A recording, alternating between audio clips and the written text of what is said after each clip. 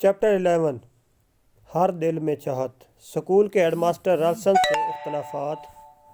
Chips کو نیا head master رالسٹن کبھی اچھا نہیں لگا تھا، حالانکہ وہ اپنے کام میں خوب مہارت رکھتا تھا اور سنگ دلی کی حد تک مستقل مزاج اور سخت آدمی تھا۔ اس میں بھی کوئی شک نہیں کہ وہ بلند حوصلہ تھا، مگر اس کی شخصیت میں کسی قسم کی جاذبیت نہیں تھی۔ رالسٹن کے بارے میں یہ بھی کہا جا سکتا ہے کہ اس نے بروک فیلڈ اسکول کے وقار اور شہرت میں اضافہ کیا تھا۔ وہ غیر معمولی صلاحیت کا آدمی تھا اور دوسروں کو بھی سرگرم رکھنے کا غور جانتا تھا۔ ان ساری خوبیوں کے اعتراف کے باوجود جانے کیا بات تھی کہ چپس اس کے لیے اپنے دل میں ہمیشہ کچھ اندیشے اور وسوسے موجود پاتا اور اس سے محتاط رہنے کا احساس بھی ہمیشہ دل میں رہتا۔ اگرچہ مسٹر چپس نے کبھی تکلف سے کام نہ لیا، اس کے باوجود اسے ہیڈ ماسٹر رالسٹن میں کبھی دلچسپی پیدا نہ ہوئی۔ وہ محنت اور ایمانداری سے کام کرتا رہا اور یہ بھی محسوس کرتا تھا کہ مسٹر رالسٹن اسے پسند نہیں کرتا۔ چپس کو اپنی سینئرٹی اور بڑھاپے پہ پورا اعتماد تھا۔ وہ سمجھتا تھا کہ ان دونوں باتوں کی وجہ سے اس کے ساتھ وہ سلوک روا نہیں رکھا جائے گا جو ان لوگوں کے ساتھ روا رکھا گیا جنہیں ہیڈ ماسٹر مسٹر رالسٹن پسند نہیں کرتا تھا۔ جب 1908 میں چپس کی عمر 60 برس ہوئی تو اسے مہذبانہ انداز میں الٹیمیٹم دیا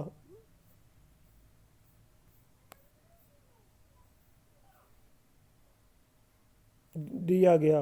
مسٹر چپس، کیا آپ نے ریٹائرمنٹ پر بھی غور کیا ہے؟ چپس کے لیے یہ جملہ بالکل غیر متوقع تھا۔ اس نے ارد گرد رکھی کتابوں کی الماریوں پر نگاہ ڈالی۔ یہ چونکا دینے والا جملہ تھا۔ اس نے سوچا کہ ہیڈ ماسٹر رالسٹن نے یہ سوال کیوں پوچھا ہے۔ اس نے جواب دیا، نہیں، میں کہہ نہیں سکتا یہ خیال کبھی آیا ہو۔ ہیڈ ماسٹر رالسٹن نے کہا، بہرحال آپ اس خیال کو اب ذہن میں رکھیں۔ اسکول کی انتظامیہ آپ کو معقول پنشن دینے پر اعتراض نہیں کرے گی۔ چپس کو یہ بات بری لگی۔ اس نے تیز لہجے میں کہا، مگر میں تو ریٹائرڈ ہونا نہیں چاہتا، اس لیے ایسی کسی تجویز پر غور نہیں کرنا چاہتا۔ ہیڈ ماسٹر رالسٹن نے اپنی بات دہرائی، میرا مشورہ یہی ہے کہ آپ اس تجویز پر ضرور غور کریں۔ چپس نے پھر تیزی سے کہا، میری سمجھ میں نہیں آتا کہ جب میں ایسا کوئی ارادہ نہیں رکھتا تو پھر کیوں غور کروں۔ ہیڈ ماسٹر رالسٹن کا لہجہ یکدم بدل گیا۔ تو پھر ایسی صورت میں تو بات کچھ ناخوشگوار ہونے کا امکان ہے؟ چپس نے پوچھا۔ ناخوشگوار؟ لیکن کیوں؟ اس گفتگو کے بعد گویا ان دونوں میں ٹھن گئی۔ رالسٹن کا رویہ سرد، مہر اور سخت ہونے لگا۔ ادھر چپس اتنا جھلسا کہ جذباتی ہو گیا۔ رالسٹن نے ٹھنڈے برفیلے لہجے میں کہا، اچھا تو مسٹر چپس، اگر آپ سادہ الفاظ میں بات سننا چاہتے ہیں تو پھر معاملہ یہ ہے کہ آپ کچھ عرصے سے آپ کی کارکردگی تسلی بخش نہیں رہی۔ آپ جس طرح پڑھاتے ہیں وہ انداز بھی اب پرانا ہو چکا ہے۔ پھر آپ کی اپنی ذاتی عادتیں بھی آپ کی بد سلیقگی اور تصاہل کی نشاندہی کرتی ہیں۔ میں آپ کو ہدایات دیتا ہوں، انہیں آپ نظر انداز کر دیتے ہیں۔ اگر آپ کی جگہ کوئی جوان عمر کا استاد ہوتا اور وہ ایسا کرتا تو میں اسے کھلی نافرمانی سمجھتا۔ بہرحال یہ سب نہیں چلے گا۔ آپ اسے میری ہی کمزوری یا غلطی سمجھیں کہ میں نے آپ کو اتنے دنوں برداشت کیا۔ چپس کے لیے یہ باتیں حیران کن تھیں۔ وہ بخلانے لگا، پھر ایک ایک لفظ پر زور دے کر کہا، کیا کاہلی اور بد سلیقگی؟ ہیڈ ماسٹر رالسٹن نے کہا، جی ذرا اپنے اس گاؤن کو دیکھیے، یہ بوسیدہ گاؤن جو پورے اسکول کی تفریح کا سامان بنا ہوا ہے۔ یہ ایک ایسی بات تھی جو چپس کے علم میں تھی، لیکن وہ اسے ایک بے ضرر بات سمجھتا تھا، اس لیے وہ کسی طرح کی معذرت کی ضرورت نہیں سمجھتا تھا۔ چپس نے پوچھا، آپ نے کچھ نافرمانی کا ذکر بھی کیا تھا؟ ہیڈ ماسٹر رالسٹن نے جواب دیا، میں نے ایسا نہیں کہا تھا، بلکہ یہ کہا تھا کہ اگر آپ کی جگہ کوئی کم عمر شخص ہوتا تو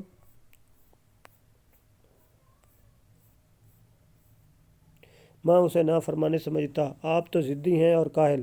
آپ کو یاد ہوگا کئی برس پہلے میں نے ہدایت کی تھی کہ لاطینی زبان کا تلفظ جدید انداز سے کیا جائے۔ دوسرے تمام استادوں نے میری ہدایت پر عمل کیا، لیکن آپ اپنے پرانے انداز پر ڈٹے رہے اور اس کا نتیجہ تو نااہلی اور بد نظمی کی صورت میں ہی نکلا۔ چپس جو اب تک کوئی ایسی ٹھوس بات کی تلاش میں تھا جس کا وہ جواب دے سکے تو اسے یہ ٹھوس بات مل گئی۔ اس نے بڑی بے نیازی سے جواب دیا، میں تسلیم کرتا ہوں، مجھے جدید تلفظ سے اتفاق نہیں۔ آخر کل کو جا کر جن الفاظ کو جو تلفظ لڑکوں نے بول چال میں کرنا ہے اس کے الٹ کیوں بے کار تلفظ کروایا جائے؟ مسٹر چپس دلیل دیتے وقت یہ بھی بھول گیا تھا کہ وہ اپنے مخالف ہیڈ ماسٹر کے دفتر میں کھڑا ہے۔ ہیڈ ماسٹر راسٹن نے فوراً جواب دیا، آپ کے اپنے جملے اس بات کی شہادت دے رہے ہیں کہ میرے الزامات صحیح ہیں، بس آپ کی اور میری رائے الگ الگ ہیں، اور چونکہ آپ اپنے نظریے پر اصرار کرتے ہیں اس لیے اب اس کے سوا کوئی چارہ نہیں رہ جاتا کہ میں آپ سے مطالبہ کروں کہ آپ استعفیٰ دے دیں۔ یاد رکھیں بروک فیلڈ اسکول کو نئے انداز میں ڈھالنا میری ذمہ داری ہے۔ ٹھیک ہے، میرا تعلق سائنس سے ہے لیکن مجھے قدیم ادب سے کوئی بغض نہیں، مگر اسے ٹھیک طریقے سے پڑھانا ضروری ہے۔ اگر یہ زبانیں پرانی ہیں تو اس کا یہ مطلب نہیں کہ انہیں فرسودہ طریقے سے پڑھایا جائے۔ تھوڑے سے توقف کے بعد ہیڈ ماسٹر راسٹن نے کہا، مجھے معلوم ہوا کہ آپ لاطینی اور یونانی ادب کے وہی سبق پڑھا رہے ہیں جو 10 سال پہلے پڑھاتے تھے۔ چپس نے بڑے فخر سے جواب دیا، اگر آپ صحیح جاننا چاہتے ہیں تو یہی سبق میں سابقہ ہیڈ ماسٹر کی آمد سے بھی پہلے سے پڑھا رہا ہوں۔ 1870 کی بات ہے جب یہ نصاب طے پایا تھا۔ ہیڈ ماسٹر راسٹن نے گویا خوش ہو کر کہا، بہت خوب، آپ کے یہ سارے دلائل میرے حق میں جاتے ہیں۔ آپ کا وقت تو ماضی میں گزرتا ہے، حال یا مستقبل سے آپ بےگانہ رہتے ہیں۔ چپس خاموش رہا لیکن اس کے ذہن میں خیالات نے جلگار کر دی۔ وہ پوچھنا چاہتا تھا کہ یہ امتحان اور سرٹیفکیٹ، ان کی عملی زندگی میں کیا اہمیت ہے، اور یہ جو جدید قسم کی سطحی تیزی آ رہی ہے اس سے بھی کیا حاصل؟ یہ ہیڈ ماسٹر راسٹن تو اسکول کو ایک فیکٹری بنانا چاہتا ہے، ایک نیا کلچر رائج کرنے کی فکر میں ہے، ایسا کلچر جس کا ایک ہی معیار ہوگا، یعنی دولت اور مادہ پرستی۔ ٹھیک ہے، پرانی روایات، کلچر اور جاگیرداری نظام تبدیل ہو رہے ہیں، مگر ان کی جگہ ایسے جمہوری نظام کو جنم لینا چاہیے تھا جو وسیع القلب ہو، جس میں خاکروب اور نواب کو ایک صف میں کھڑا ہونا چاہیے۔ لیکن راسٹن تو دولت مند طبقے کی برتری چاہتا ہے، سرمایہ دار طبقہ جن کا بینکوں میں خطیر سرمایہ ہے۔ یہاں اس ہیڈ ماسٹر کے زمانے میں دولت مند خاندانوں کے لڑکوں کو داخل کر دیا گیا ہے۔ راسٹن نئے فیشن کا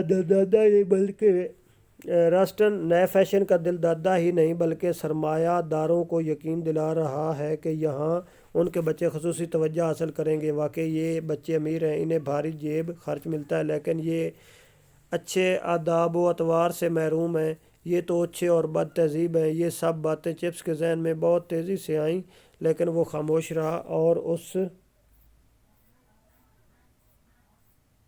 اور اس نے اپنی زبان سے کوئی بات نہ کہی۔ اس نے پرانے بوسیدہ گاؤن کو سمیٹا اور دروازے کی طرف بڑھا۔ دروازے کے پاس جا کر مڑا، ایک لمحہ کے لیے رکا اور بولا، میں استعفیٰ دینے کا کوئی ارادہ نہیں رکھتا، اس لیے آپ جو کارروائی چاہیں کر سکتے ہیں۔ 25 برس، ایک صدی کا چوتھائی حصہ بیت چکا تھا جب یہ واقعہ ہوا تھا۔ اب جب وہ راسٹن کے بارے میں اس واقعہ کے حوالے سے سوچتا تو اسے راسٹن کے لیے دل میں رحم محسوس ہوتا، کیونکہ راسٹن کو اس وقت بالکل یہ اندازہ نہیں تھا کہ اس کا مقابلہ کیسی قوتوں طاقتوں سے ہونے والا ہے۔ ویسے حقیقت یہ ہے کہ اس وقت خود چپس کو بھی کچھ علم نہیں تھا کہ کیا ہونے والا ہے۔ راسٹن یا چپس دونوں بے خبر تھے، یہ نہیں جانتے تھے کہ بروک فیلڈ اپنی پرانی روایات کا کیسے تحفظ کرے گا۔ یہ دلچسپ اتفاق تھا کہ جب راسٹن اور چپس میں یہ گرما گرم مکالمہ ہو رہا تھا تو ایک طالب علم جو راسٹن سے ملنا چاہتا تھا دروازے کے باہر کھڑا یہ ساری گفتگو سن رہا تھا۔ وہ زبردست خبر کو بھلا کیسے چھپا سکتا تھا؟ واپس جا کر اس نے اپنے تمام دوستوں کو بتایا۔ دوستوں نے یہ بات اپنے والدین کو بتائی اور پھر چاروں طرف سے چرچا ہونے لگا کہ راسٹن بڑی بدتمیزی سے چپس سے استعفے کا مطالبہ کر رہا ہے۔ چپس کی حمایت میں گویا لاوا پھوٹ نکلا۔ ایسی توقع تو خود چپس کو بھی نہیں تھی۔ اب یہ بات تو حیران کن نہیں تھی کہ مسٹر راسٹن کو لوگ دل سے پسند نہیں کرتے تھے۔ ہاں، اس کا رعب اور دبدبہ اور رعب تھا، اس کی قابلیت کی تعریف بھی کرتے تھے، مگر اسے چاہنے اور پسند کرنے والا کوئی نہیں تھا۔ جب چپس کے خلاف ہیڈ ماسٹر راسٹن کا سلوک عام ہوا تو وہ جو راسٹن سے مرعوب تھے انہوں نے بھی چپس کی کھلی حمایت کا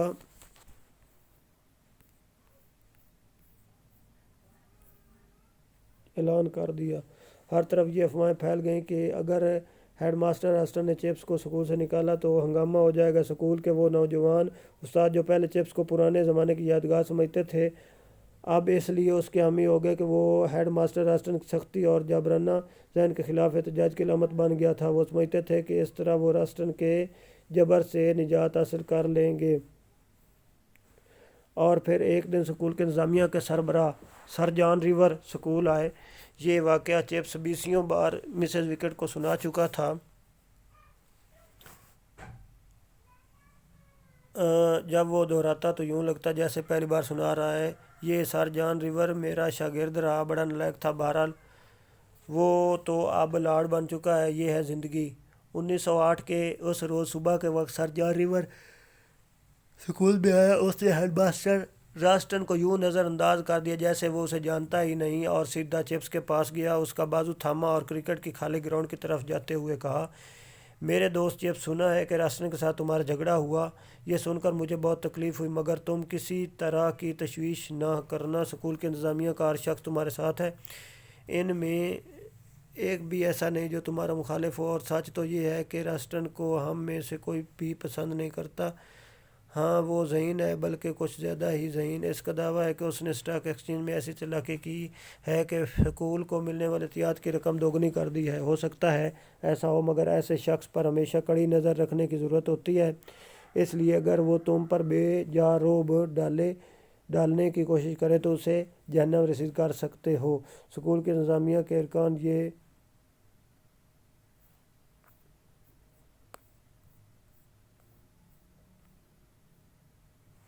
یہ نہیں چاہتے کہ تم استعفیٰ دو۔ ہم سب جانتے ہیں کہ بروک فیلڈ تمہارے بغیر نامکمل ہے۔ تم چاہو تو 100 سال یہاں رہ سکتے ہو، بلکہ ہم سب یہ امید رکھتے ہیں کہ تم اتنی ہی مدت یہاں پڑھاتے رہو گے۔ چپس کو جب یہ باتیں یاد آتی تھیں اس کی آنکھیں بھیگ جاتی تھیں، اور جب بھی وہ ان الفاظ کو دہراتا تو آواز رند جاتی تھی۔